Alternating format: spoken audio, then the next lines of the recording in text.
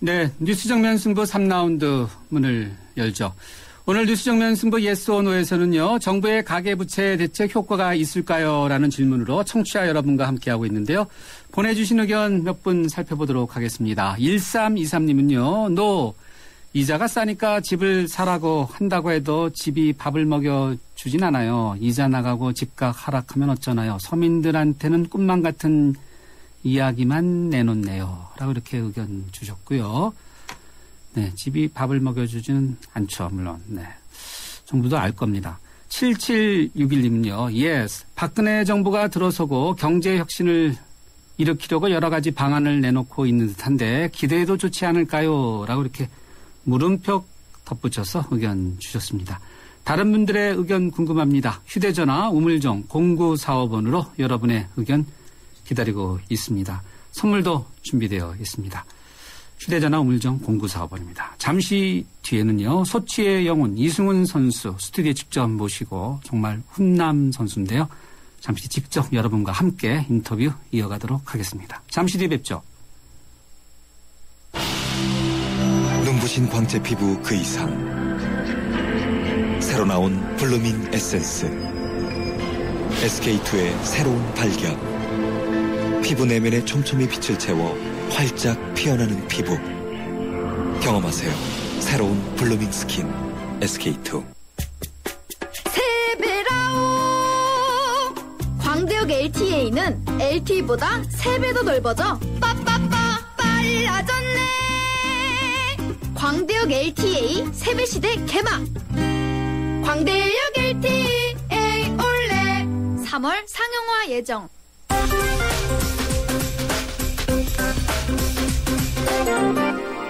네, 경제뉴스 살펴보겠습니다. 머니투데이의 김태응 기자 연결되어 있습니다. 김 기자 안녕하세요. 네, 안녕하세요. 바로 이것을 초상집이 아니냐라고 이렇게 이야기할 것 같은데요. SK그룹이 이제 초상집 분위기라면서요. 왜 그렇습니까? 네, 오늘 대법원 판결에서 최태원 회장이 징역 4년, 최대원 부회장이 징역 3년 6월에 그 형이 확정이 됐습니다. 재판부는 최태원과 최대원 두 형제가 횡령 범행을 공모한 사실을 인정한 원심이 정당하다고 판단했다고 밝혔습니다. 지난해 1월 1심에서 법정 구속된 최 회장과 같은 해 9월 항소심에서 법정 구속된 최 부회장은 특별사면 없이 만기 출소할 경우 2016년 말에서 2017년 초까지 수감될 전망입니다. 최 회장 형제는 SK그룹 계열사 펀드 출자금 465억 원을 빼돌려서 옵션 투자 위탁금 명목으로 김원홍 전 SK해운 고문에게 송금한 혐의 등으로 기소됐습니다. 원심은 이 중 450억 원 부분을 유죄로 판단했습니다. 네, 그렇군요.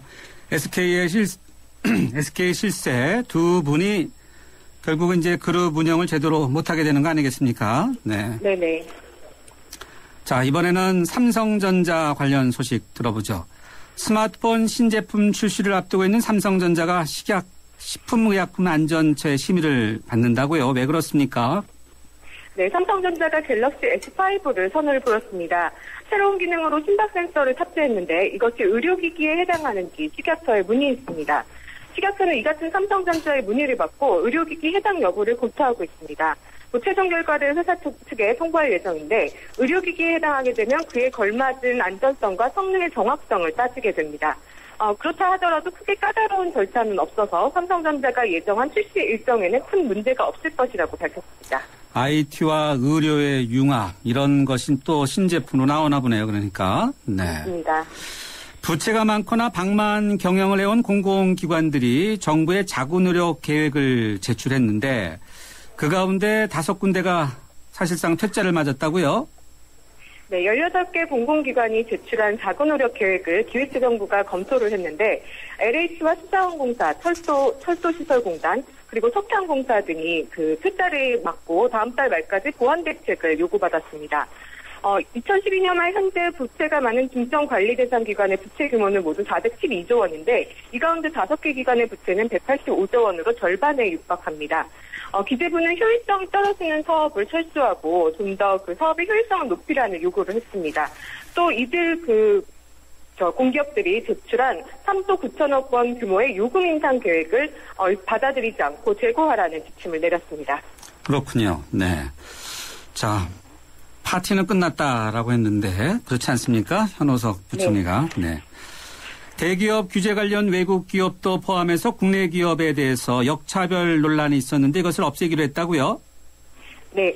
자산총액 5조 원 이상인 외국법인이 국내에 자회사를 둘 때 30% 이상의 지분을 소유하면서 최대 출자자인 경우에는 중견기업 범위에서 제외가 됩니다. 중견기업 제외 기준 중 상호 출자 제한 기업 집단에 속하는 기업 적용 대상을 국내 기업 이외에도 외국법인 국내 자회사까지 확대한 겁니다. 외국 기업에 대한 중견기업 상한 기준이 없었던 법적 공백을 없애고 국내외 기업에 동일한 기준을 적용하기 위한 겁니다. 이와 함께 상호 출자 제한 기업 집단에 속하는 기업과 납품계약 때 대중기 상생법에 의해 보호되는 중견기업 범위를 3년 평균 매출액 6천억 원 미만 기업으로 규정해서 보호를 강화하기로 했습니다. 네, 오늘 경제뉴스 브리핑 잘 들었습니다. 고맙습니다. 감사합니다. 지금까지 머니투데이의 김태은 기자였습니다. 네, 교통 상황 알아보겠습니다. 목요일 저녁 약속이 있으신 분들 많으신데요. 유보연 캐스터. 네, 정확한 정보를 전해드리는 뉴스 정면 승부 교통정보입니다. 퇴근길답게 곳곳에 정체가 이어지고 있는데요. 사고 구간들도 있기 때문에 주의해서 지나셔야겠습니다. 경부고속도로가 서울 쪽으로 반포나들목 부근에 사고가 나서 현재 양재나들목 이전부터 밀리고 있고요. 반대쪽으로도 한남에서 양재 구간 막히고 있습니다. 강남권에서는 강남대로가 강남역에서 양재역 구간이 어렵고요. 반대쪽 양재역에서부터 신논현역까지 속도가 뚝 떨어져 있습니다. 양재 시민의 숲에서 신논현역, 논현역에서 신사역 구간도 속도로 못 내고 있고요.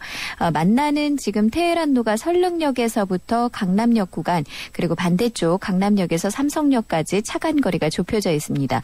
논현로는 옛 역삼 세무서 사거리에서 압구정역까지 답답한 흐름 보이고 있고요.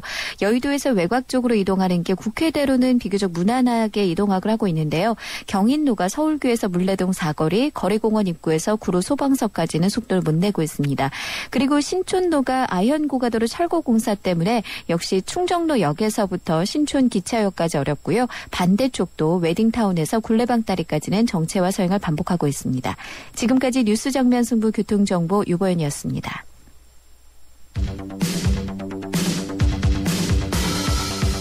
퇴근길을 함께하는 냉철하고 따뜻한 뉴스 정면 승부. 뉴스 정면 승부는 여러분의 참여를 기다립니다. 50원의 유료 문자 샵 0945와 YTN 라디오 스마트폰 어플리케이션 예스를 통해 여러분의 의견을 보내주세요. 뉴스 정면 승부는 여러분의 의견에 항상 귀 기울이고 있습니다.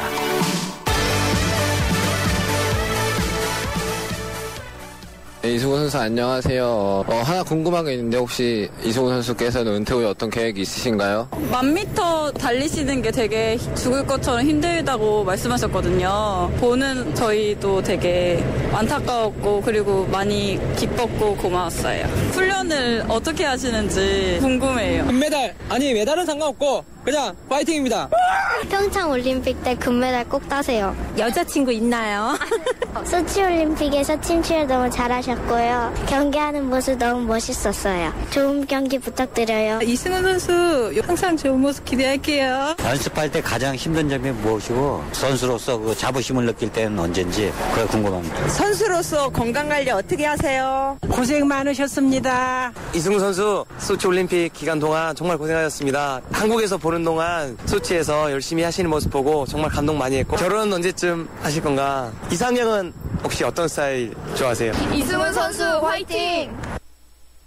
아이고, 이렇게 많은 분들이 이승훈 선수에 대해서 이렇게 관심이 많고 또 뭐 이상형, 결혼 문제, 꼬마들까지도 많은 질문을 이렇게 해주시네요. 바로 그 주인공, 소치의 주인공이 지금 바로 옆에 나오셨습니다.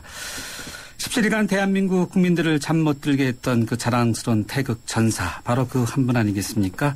이 자리에는요, 스피드 스케이팅 팀 추월 경기에 출전해서 당당하게 은메달을 획득한 국가대표, 여러분이 많은 이야기를 해주신 이승훈 선수가 나와 계십니다. 안녕하세요. 네, 안녕하세요. 반갑습니다. 네, 반갑습니다. 네, 조금 전에 아주 한 5분 정도 저희가 시민 인터뷰를 들었는데 아주 꼬마에서부터 나이 많으신 분들부터 해서 심지어는 남성분들까지 뭐 별의별 질문을 다 주셔갖고 제가 지금 깜짝 놀랐어요. 네, 하나하나 제가 질문을 드리기도 하고 청취자분들이 저를 많이 부러워할 것 같아요.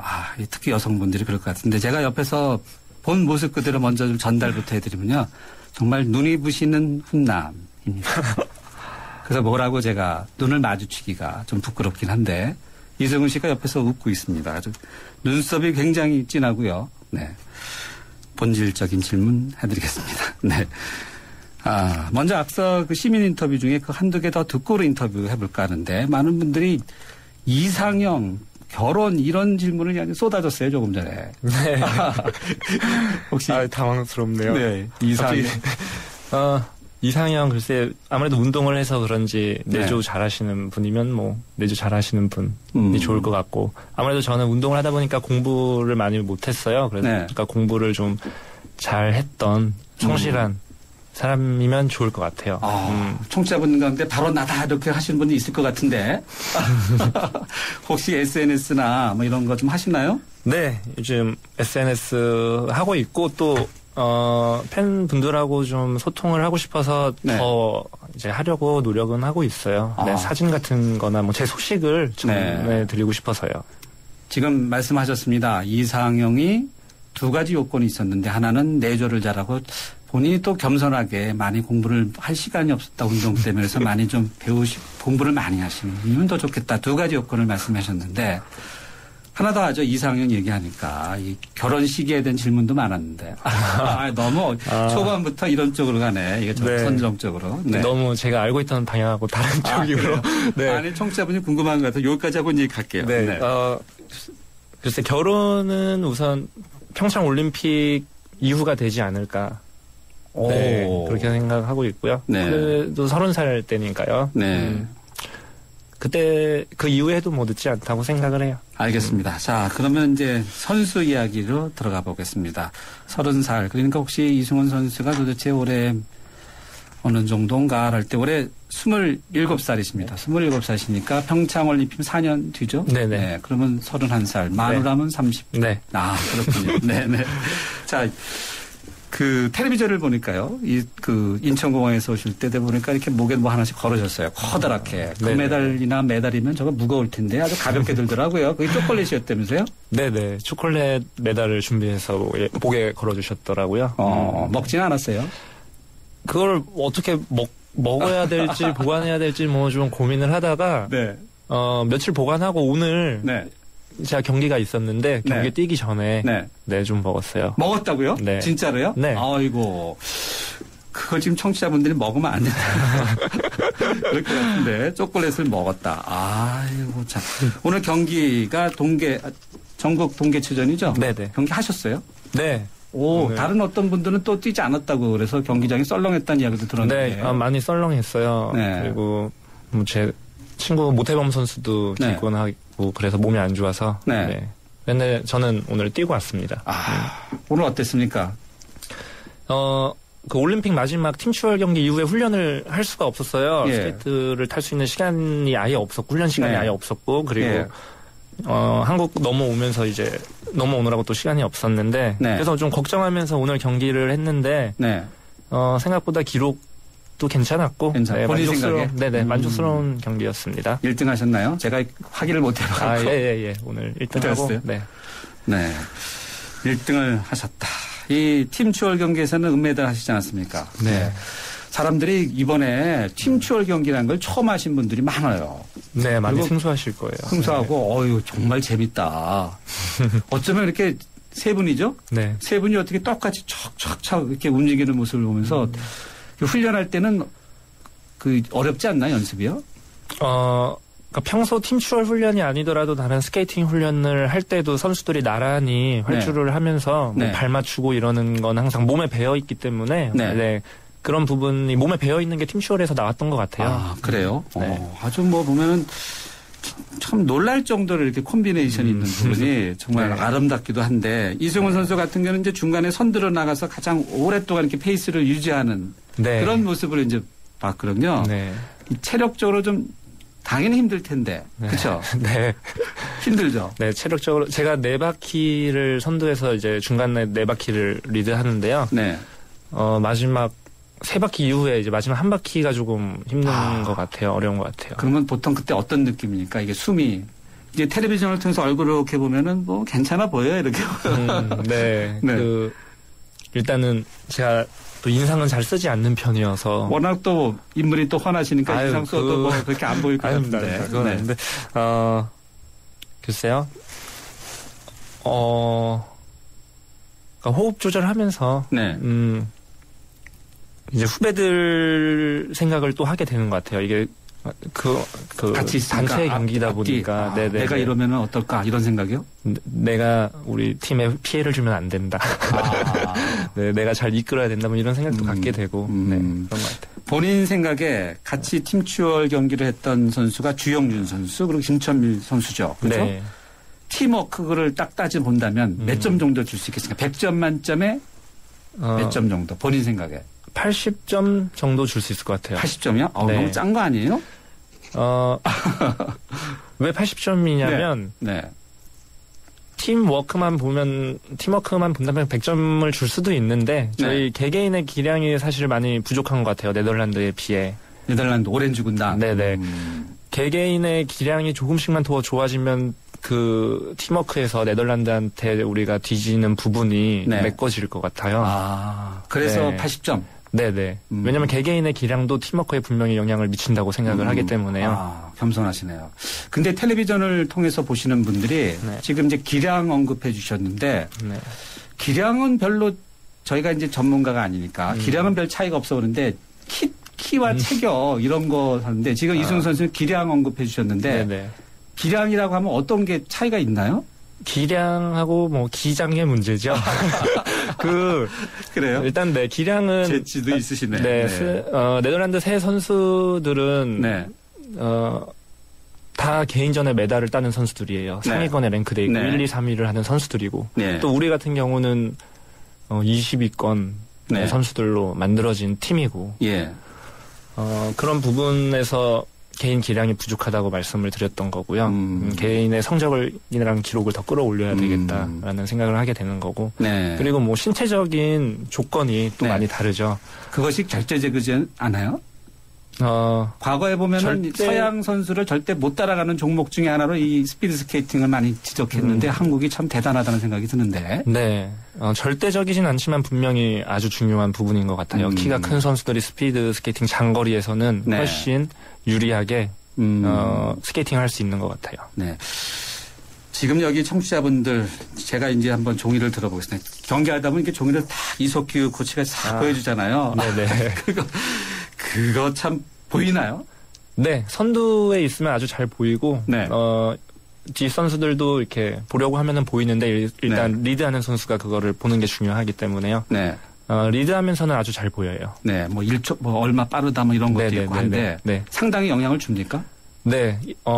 빠르다거나 느리다라고 몇 초가 느리다라고 말씀해 주실 때 그걸 한번 체크하고 한 바퀴를 돌아오면서 또 그게 얼마나 변했나를 시간 차이를 계산하면서 이대로 가느냐 속도를 올리느냐 조금 여유 있게 줄여가느냐 그런 페이스 조율을 할 수 있게 돼요. 앞서 그 네덜란드 선수들 참 뭐 체격적으로 아까 기장이라고 했죠. 기장이 좀 차이가 있다고 언급을 해주셨는데 이제 스피드 스케이트 이제 개인종 뭐 이렇게 뭐 5,000m도 있고 있지 않습니까? 할 때 본인 생각에 정말 좀 아쉽다 하는 것이 있으면 어떤 거죠? 많은 분들이 1000m를 4위 했기 때문에 1000m를 아쉬워할 거라고 생각하실 것 같아요. 그렇죠. 네. 그런데 저는 5000m가 너무 아쉬워요. 왜요? 제가 정말 소치 올림픽을 앞두고 잘하고 싶었던 종목이 5000m 첫 경기랑 팀추월 경기였어요. 그래요? 네네. 우리가 좀 일반적으로 알고 있는 거가 다르네요. 네. 그리고 사실 스포츠 기자들이 잘못 썼나 봐요. 왜냐하면 5000m 첫 경기가 아쉬운 이유는 제가 첫 메달을 걸게 될 거라고 많은 주목을 받게 됐고 기대를 받았잖아요.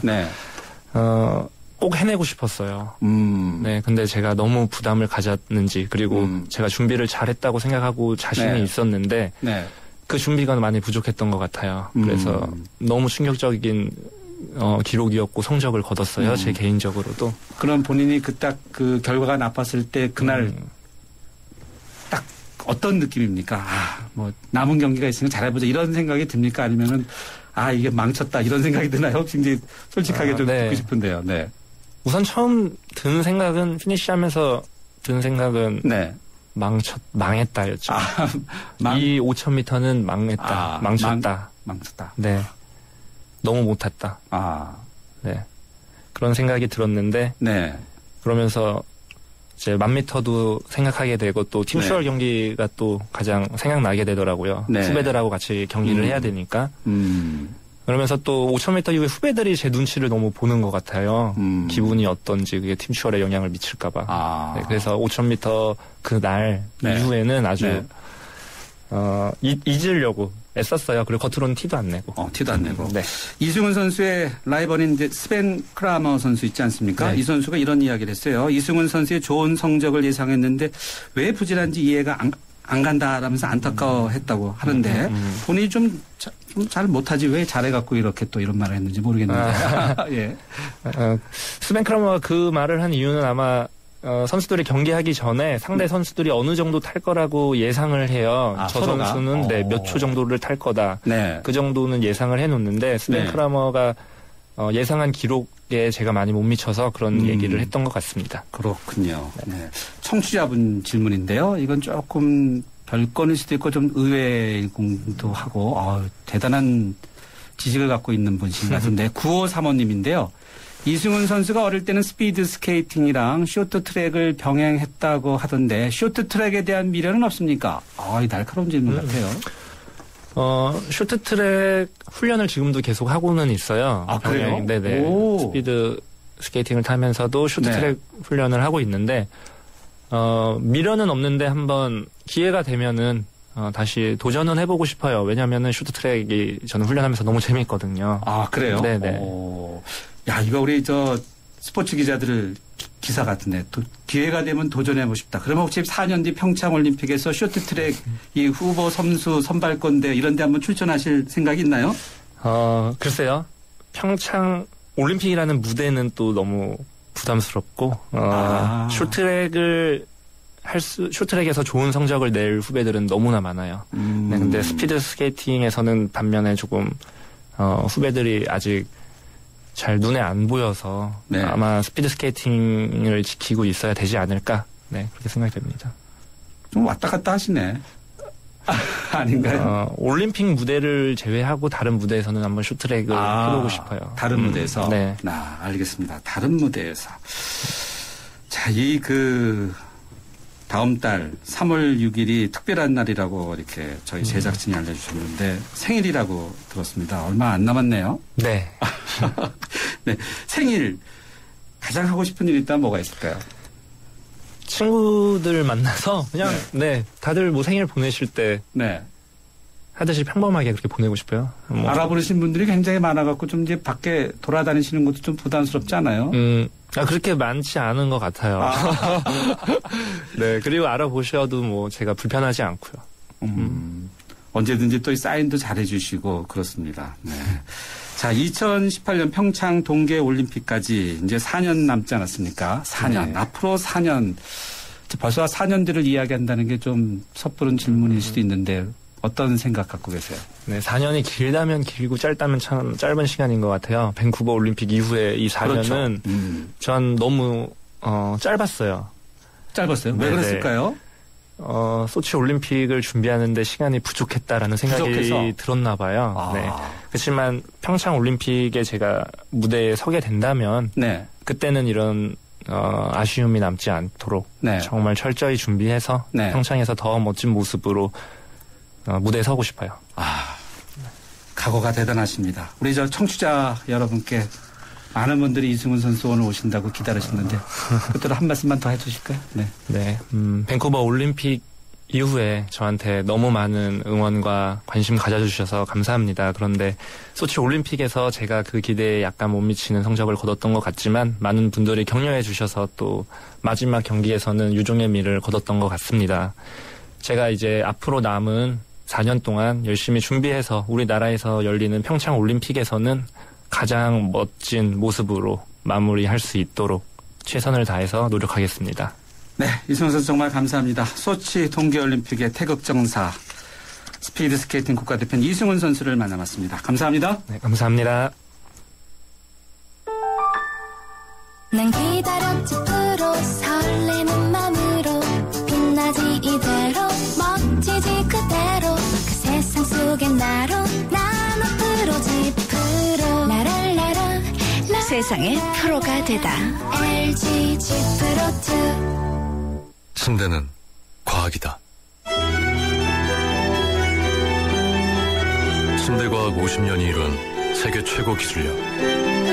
배우던 나라에서 가르치는 나라로 우리 침대에서 자기 할 것이다. 전 세계인을.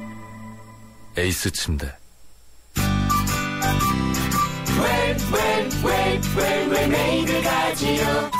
멋진 옷이 필요할 땐 웰메이드 가지요.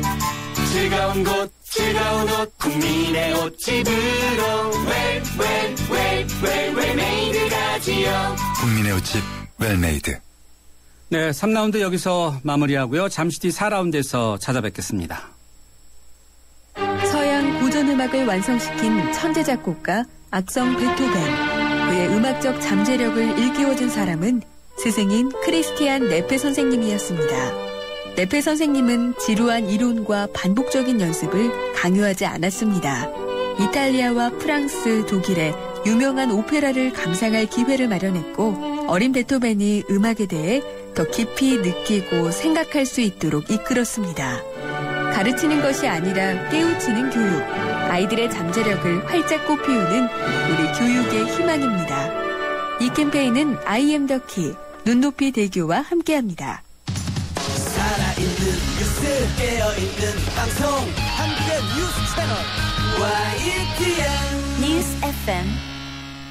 네, 뉴스 정면 승부 4라운드 문을 열죠. 오늘 여러분과 함께하는 yes/no 노에서는요. 정부의 가계 부채 대책이 효과가 있을까요? 라는 질문으로 여러분과 함께하고 있는데요. 보내주신 의견 살펴보죠. 2587님은요. no, 효과 없을 것 같아요. 박 대통령께서 공약을 지키실 수 있으실 것인지 의문이기도 하고 소신도 없으신 듯해서 아쉬울 뿐입니다. 라고 이렇게 의견 주셨고요. 8018님은요. yes. 경제 발전을 위해 여러 방면에서 정부가 애쓰고 있는 것 같다는 생각이 듭니다. 이번 대책이 얼마나 효과 있을지는요. 지켜보고 판단해야 할 문제지요. 라고 이렇게 의견 주셨습니다. 휴대전화 우물정 0945번 또는 YTN 스마트폰 애플리케이션이죠. 이름이 예스인데 예스로 듣고 계신 분들은 게시판에 남겨주시면 되겠습니다. 선물도 준비되어 있습니다. 잠시 뒤는요. 세계를 보는 장 임상훈 편집장과 함께하겠습니다. 2013년 쉐보레가 국내와 글로벌에서 자체 판매 신기록을 달성했다는 놀라운 소식. 그리고 놀라운 혜택. 최대 3년 3.9% 할부 및 추가 할인. 말리부 캡티바 1.9% 할부에 최대 80만 원 특별 할인까지. 2014년에도 놀라움은 계속됩니다. 일부 차종 제외 2월 28일까지. Chevrolet, find new roads. 세배라오. 광대역 LTA는 LTE보다 3배도 넓어져 빠빠빠 빨라졌네. 광대역 LTA 세배시대 개막. 광대역 LTA 올레 3월 상용화 예정. 웰메이드 가지요. 멋진 옷이 필요할 땐 웰메이드 가지요. 즐거운 곳 즐거운 옷 국민의 옷집으로 웰메이드 가지요. 국민의 옷집 웰메이드.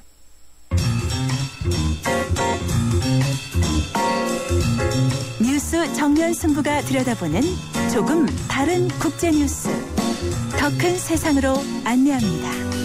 세계를 보는 창.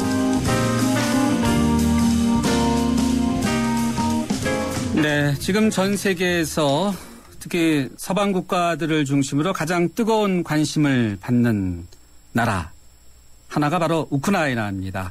우크라이나는 한국 대표팀과 이제 가끔 축구를 하는 나라이기도 한데 오렌지 공주의 귀환 이후에 정권 교체의 광풍이 불었죠.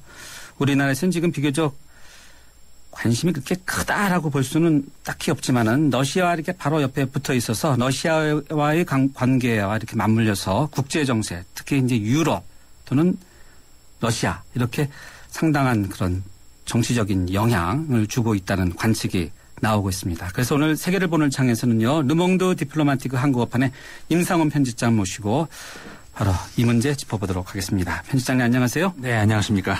네, 먼저 이웃나라 일본부터 가보죠. 조금 먼 우크라이나는 조금 뒤하고요. 네. 일본의 과거 서배곡 움직임 정말 뭐 이 시간을 통해서 계속 이야기를 하는데 이 아베 정권이 일본군의 위안부를 인정하고 사과한 게 고노다마라는 것이 있지 않습니까? 네네. 이거를 완전히 이제 사실상 없애겠다, 네. 고치겠다, 뭐 이런 식으로 삼각 편제라고 봐야 될까요? 정부, 의회 또는 뭐 다른 지식인 그룹 이렇게 NHK 네. 회장까지 나서고 있지 않습니까? 맞습니다. 네. 그 서로 지금 말씀하셨지만 역할 분담을 하고 있는 것 같습니다. 원래 이제 이번에 지난주의 경우도 그 시작이 일본 유신회의 중의원이죠. 야마다 의원이 그 중의원에서 질문을 했거든요. 이 신빙성에 문제가 있는 거 아니냐. 그러니까 한마디로 말해서 위안부 그 피해자 조사 신빙성에 문제가 있는 거 아니냐. 다시 해야 되는 거 아닌가 이 질문을 했습니다. 근데 거기에 대해서 고노 담화를 다시 본격적으로 이렇게 검토를 해야 된다라고 지금 그 장관이 답변을 하고 그 다음에는 또 아주 기다렸다는 듯이 그 의회에서 그러면은 이 문제를 본격적으로 좀 검토하는 기관을 만들어야 되지 않겠는가 해가지고 지금 여야가 추진 중에 있습니다. 이게 과거 일기 당시에 그러니까 아베 정권 일기 당시에 이 정부가 주축이 돼서 무리하게 그 수정을 추진을 한번 했었죠. 2007년도 8년도 때 그 당시에요. 그때 무리하게 추진을 하다가 여풍을 맞고 아베 당시 총리가 조기 사퇴했었는데 아마 그런 걸로 이렇게 봐서 지금 역할 분담을 좀 하고 있는 것 아닌가 그렇게 보이기도 합니다. 네, 그렇군요. 자, 그런데요. 일본 국민의 정신적인 지주 또는 일본의 상징이다 이렇게 얘기하는 것이 바로 일본의 왕실 아니겠습니까? 그렇죠. 왕실의 입장은 상당히 좀 다른 것 같아요. 특히 전쟁을 사실상 가능하게 하는 집단적 자유권이라는 것이 있지 않습니까? 네네. 이것을 어떻게 가능하게 하느냐 법적으로 할 때 이제 평화헌법, 일본의 평화헌법을 고치자는 것이 아베 정권의 입장 아니겠어요? 그렇죠. 근데 왕실은 굉장히 다른 것 같아요. 네, 이번에 굉장히 우리로서는 아주 일본의 새로운 어떤 목소리를 듣는 기회가 있었는데 지난 일요일이었었죠. 일본의 왕실의 왕세자가 54세 생일을 맞는 기자회견에서 그렇게 말을 했습니다. 기자들이 이제 왕실의 활동, 그다음에 정치 이런 관계를 좀 그런 관련 생각을 밝혀달라 이런 질문을 했었는데요.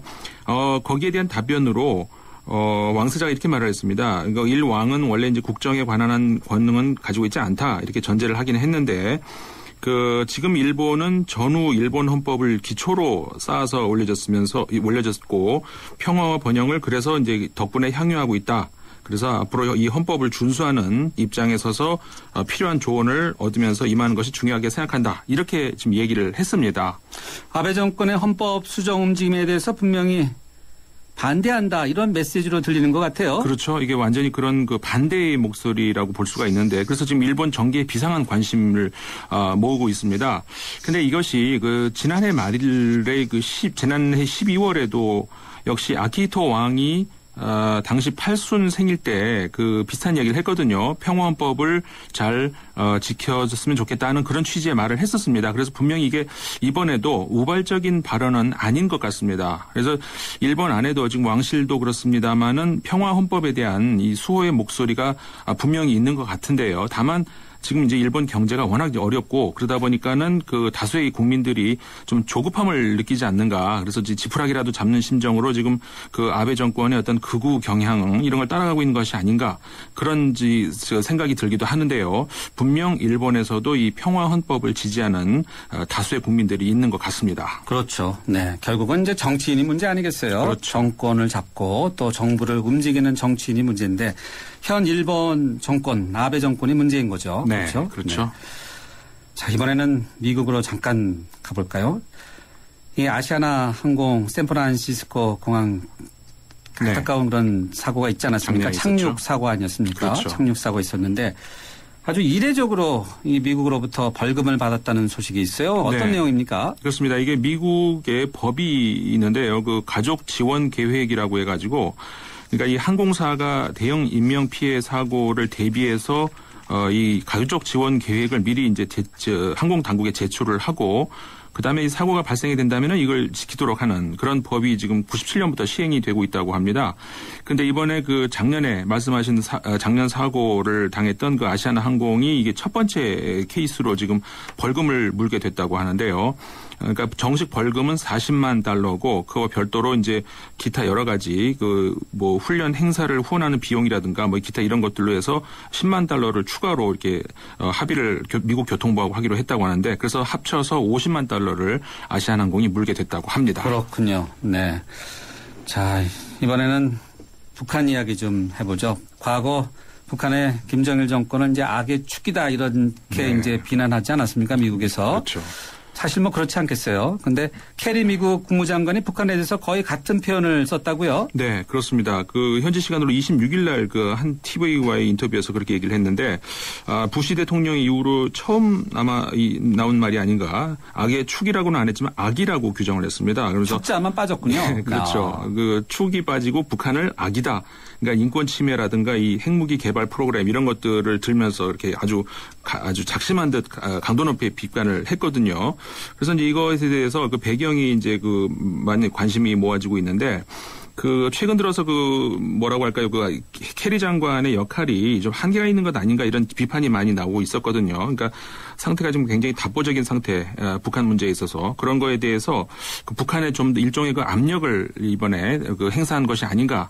한마디로 말해서 좀 육자회담 재개를 위해서 북한이 좀 가시적인 뭔가를 좀 보여줘라 하는 그런 어떤 경고의 목소리가 아닌가 이런 분석들이 나오고 있습니다. 그렇군요. 네. 자, 이번엔 앞서 저희가 얘기했던 우크라이나 이야기 들어보죠. 우크라이나 지난 3개월 동안 참 시위가 컸고 네. 또 지금도 또 시위가 계속 격화되고 있는데 한번 정리 한번 해볼까요? 네. 몇 주 전에도 한번 이 시간에 우크라이나 사태 한번 짚어본 적이 있었는데요. 워낙에 지금 국제사회에서 제일 큰 이슈가 아닌가 싶은데 떠올랐기 때문에 다시 한번 좀 이렇게 이 상황을 업그레이드 해봐야 될 것 같습니다. 그러니까 이 우크라이나가 구소련이 붕괴된 이후에 90년대에 새로 세워진 신생 국가죠. 근데 과거 그 전에도 역사 속에서도 왼쪽엔 폴란드, 오른쪽은 러시아 이 사이에서 이 민족 국가 구성의 꿈 이게 계속 좌절돼 왔었습니다. 결국 소비에트 사회주의 국가가 붕괴된 이후에 비로소 이제 독립을 이룰 수 있었는데요. 그 이후에도 20년이 넘는 시간 동안에 계속 그러니까 한마디로 표현하자면 범슬라브 계열, 그러니까 러시아의 친구로 남느냐, 그렇지 않고 유럽의 일원이 되느냐, 이걸 놓고 이제 계속 갈등이 있어 왔습니다. 그래서 지금까지 이번에 축출된 야누코비치 대통령까지 총 4명의 대통령이 있었는데 계속 번갈아 가면서 친유럽, 친러시아, 반복해 왔었습니다. 그러다가 오렌지 혁명으로 유명하죠. 3대 대통령이었던 유시엔코 전 대통령. 그때 이제 유럽과 포괄적인 경제 협력 이걸 체결을 하기로 약속을 하고 그 직전까지 갔었습니다. 그런데 그랬는데 직전에 야누코비치 전 대통령으로 바뀐 거죠. 그러면서 이 야누코비치 대통령이 이 협력 약속, 유럽과의 포괄적인 협력 약속을 완전히 이제 백지화 시킨 겁니다. 그러면서 이제 이 시위 사태가 시작이 된 거죠. 그게 이제 지난해 말 일입니다. 사태가 아주 급진전됐어요. 최근에 보면요. 그렇죠. 일주일 사이에 지난 3개월에 비해서 굉장히 급진전됐습니다. 야누코비치 대통령이 시위를 최근 들어서 강하게 이제 진압을 시작했거든요. 그러니까 이 시위대가 무기를 탈취하기 시작했습니다. 급기야 이제 양쪽이 총격전이 벌어지고 내전 상황까지 몰리게 된 건데요. 그러면서 사망자가 아주 급격히 늘어나게 됐죠. 그러면서 이 야누코비치 대통령이 수도인 키예프를 탈출을 하게 됩니다. 그러면서 야권이 전국을 장악을 하게 된 거죠. 그러면서 비상 상황을 의회가 이 과도 정부를 구성을 하면서 조기 대선을 5월 달에 치르겠다. 이제 이렇게 지금 발표가 됐고 오늘 또 임시 내각이 발표가 됐죠. 대부분의 입각한 장관들이 시위에 찬성했던 인물 그리고 친서구적인 인물도 구성이 돼 있습니다. 새로 총리로 임명된 야체눅 총리도 서방 국가에서 신뢰를 하는 그런 인물로 지금 알려지고 있습니다. 야체눅 총리 후보가 과도 내각 구성원의 운명은 일본어죠. 카미카제나 마찬가지다 이런 말을 했다고요. 그렇죠. 무슨 이야기입니까? 자살을 이제 각오를 해야 된다 이런 그런 의미 같은데 그만큼 현 사태를 심각하게 보고 있다는 반증인 것 같습니다. 그러니까는 한마디로 말 이렇게 얘기를 했습니다. 강요들이 이번에 임명된 강요들이 위기 해결 과정에서 대중적인 지지를 잃을 수도 있다. 정치적으로 사망할 수도 있다. 이런 한마디로 비장한 각오를 가지라는 그런 이야기인 것 같은데 그만큼 사태가 지금 급박하게 가는 것 같고요. 한편 그 야누코비치 전 대통령 현재 그 국제 수배령이 내려져 있다고 하는데요. 그 보도를 보면은 러시아로 이미 탈출했다라는 그런 뭐 망명을 시도했고 성공을 했다는 그런 보도도 나오고 있는데 아직까지는 행방이 좀 오리무중인 것 같습니다. 그런데 러시아로 갔을 가능성이 높습니다. 일단 친러다 이렇게 봐야 되겠죠. 그렇죠. 네. 자, 러시아로의 망명 가능성을 언급해 주셨는데 러시아가 소치 올림픽을 끝내자마자 이렇게 또 대형 장애물을 만났다고 볼 수 있지 않겠습니까? 그렇습니다. 이 러시아 입장에서는 지금 그 우크라이나 옆 나라지만 이거 단순한 이웃 나라의 내정 문제로만 볼 수 없는 입장에 있습니다. 그러니까 이게 아까도 잠깐 말씀드렸습니다만 과거 소련 시절부터 이 우크라이나는 러시아에 이어서 경제적으로도 그렇고 뭐 지정학적으로도 그렇고 두 번째로 중요한 곳이었습니다. 아주 그래서 중요한 곳이군요. 그렇죠. 그러니까. 예, 그 지도를 보면은 이제 이 구소련 입장에서 보자면 제일 왼쪽에 제일 그 유럽 쪽에 붙어 있는 곳인데, 그러니까는 러시아 입장에서는 결코 이 강 건너 불굴 구경할 수 없는 그런 위치에 있습니다. 그래서 이제 러시아하고 깊은 관계를 여태까지 유지하기도 했었고, 그래서 이제 어떤 그런 의미에서 가장 친한 우방 국가라고 할 수가 있었는데, 근데 반대로 이 유럽 입장에서도 유럽이 동쪽으로 확대될 수 있는 아주 지정학적으로 좋은 위치에 있거든요. 우크라이나도 마찬가지입니다. 이 유럽에 가입을 할 경우에 이 경제적인 그런 기대 효과가 아주 높일 수 있는 그런 입장이 있기 때문에 그 유럽으로 향한 그런 발걸음이 빨라지고 있었습니다. 그래서 이제 그 러시아 입장에서는 당연히 그걸 바랄 리가 없겠죠. 그 우크라이나 내부에서도 역시 또 러시아 입장에 찬동을 하는, 그러니까 현 정부의 반대 세력들이 분명히 있습니다. 그래서 이 관계가 아주 복잡하게 된 거죠. 유럽을 중심으로 하는 서방 국가들 입장에서도 쉽지만은 않은 그런 고민이 많겠어요. 네, 그렇습니다. 이게 지금 우크라이나가 러시아하고 멀어지고 유럽하고 가까워지는 것, 이게 이제 얼핏 보면은 유럽 입장에서는 뭐 좋게 볼 수도 있겠지만 마냥 웃을 수만은 없는 또 이렇게 말 못할 고민이 있습니다.